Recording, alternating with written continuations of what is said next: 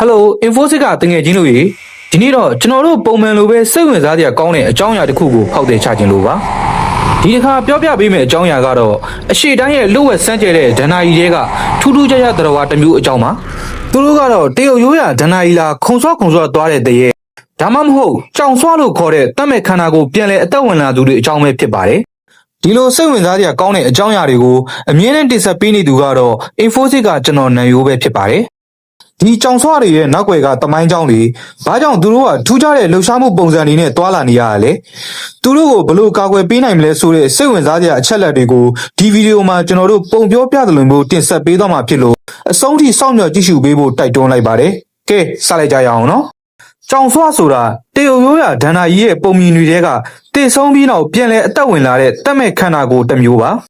သူတို့ကိုတရုတ်ခုံဆွားတရေလို့လည်းခေါ်ကြပါတယ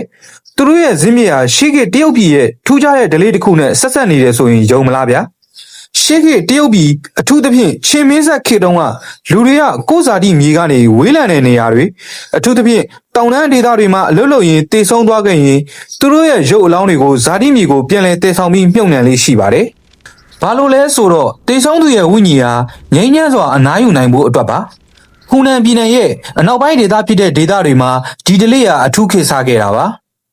ါဒီတလေးမှာဘုန်းကြီးတွေကအလောင်းတွေကိုမပုတ်မတိုးအောင်ပြင်ဆင်ပြီးညဘက်တွေမှာအလောင်းတွေကိုတန်းစီကကျိုးတွေနဲ့ချီနှောင်ပြီးတည်ဆောင်လေးရှိပါတယ်။တချို့ဒဏ္ဍာရီတွေမှာတော့ဒီဘုန်းကြီးတွေကမော်ပညာနဲ့အလောင်းတွေကိုအသက်ပြန်သွင်းပြီးညဘက်တွေမှာခုံဆွားနဲ့လမ်းလျှောက်ခိုင်းပြီးဇာတိမြေကိုပြန်ပို့တယ်လို့ဆိုပါတယ်။ဒီလိုနဲ့ကြောင်ဆွားဆိုတဲ့အယူအဆပေါ်ပေါက်လာခဲ့တာပါ။သူတို့ရဲ့ခန္ဓာကိုယ်ကတည်ဆုံးပြီးနောက်မာကျောတောင့်တင်းနေတဲ့အတွက်ပုံမှန်လူတွေလိုလမ်းမလျှောက်နိုင်ပဲခြေထောက်နှစ်ဖက်ကိုစုပြီးခုံဆွားနဲ့တွာလာနိုင်တာဖြစ်ပါတယ်။ဒါကြောင့်လေသူတို့ကိုခုံဆွားတရုတ်တရေလို့ခေါ်ကြတာပါတရုတ်တရေတွေမှာထူးခြားတဲ့လက္ခဏာတွေအများကြီးရှိပါတယ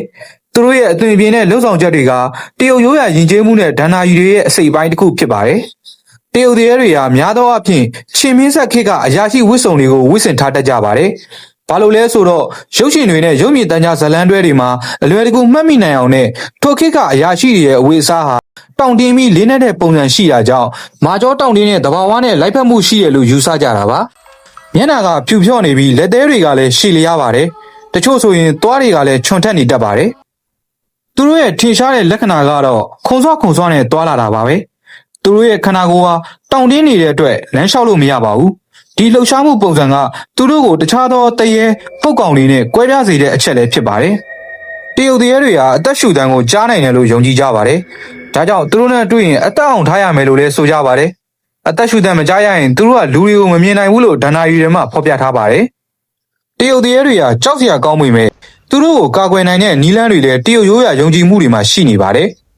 ်တရုတ်တရေတွေဟာနေအောင်ကြီးကိုမကြိုက်ကြပါဘူးနေအောင်ကြီးနဲ့ထိတွေ့ရင်ပျက်စီးသွားနိုင်ပါတယ်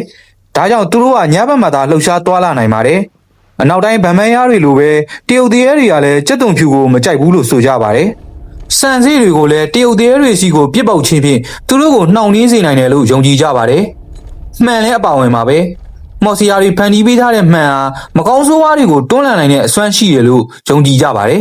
မတ်မွန်တီးပင်ရဲ့တစ်သားတွေနဲ့ပြုလုပ်ထားတဲ့ပစ္စည်းတွေဟာတရုတ်တရေတွေကိုကာကွယ်နိုင်တယ်လို့ယူဆကြပါတယ်ကြက်သွေးကိုအသုံးပြုပြီးတော့လည်းတရုတ်တရေတွေကိုတားဆီးနိုင်တယ်လို့လည်းအယူဆတွေရှိပါတယ်တရုတ်တရေတွေအကြောင်းကိုရိုက်ကူးထားတဲ့ဇာတ်ကားတွေအများကြီးရှိပါတယ်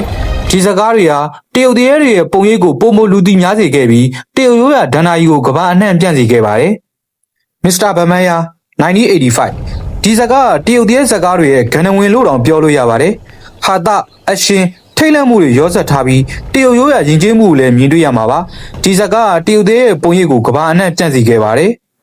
်ကဲ Infosys ကတငယ်ချင်းတို့ရေဒီနေ့တော့တရုတ်ရိုးရာခုံဆွားတရေအကြောင်းတွေကိုတမိုင်းကြောင်းယဉ်ကျေးမှုဆိုင်ရာအချက်လက်တွေနဲ့ကာကွယ်နည်းအပါအဝင်အသေးစိတ်တင်ဆက်ပေးခဲ့တာဖြစ်ပါတယ်ဒီဗီဒီယိုလေးကနေဘူးတုဒရရှိသွားမယ်လို့လည်းမျှော်လင့်ပါတယ်ဒီလိုမျိုးစိတ်ဝင်စားစရာကောင်းတဲ့အကြောင်းအရာတွေကိုထပ်မံသိရှိစေနေဆိုရင်ကျွန်တော်တို့ရဲ့ Infosys Channel လေးကို Subscribe လုပ်ဖို့မမေ့ပါနဲ့ဦးခင်ဗျာဗီဒီယိုလေးကိုကြည့်နေတဲ့ဆိုရင် Like and Share လေးလုပ်ပေးဖို့လည်းတောင်းဆိုပါရစေခင်ဗျာနောက်ထပ်ဗီဒီယိုမှာပြန်လည်ဆုံတွေ့ကြမယ်နော်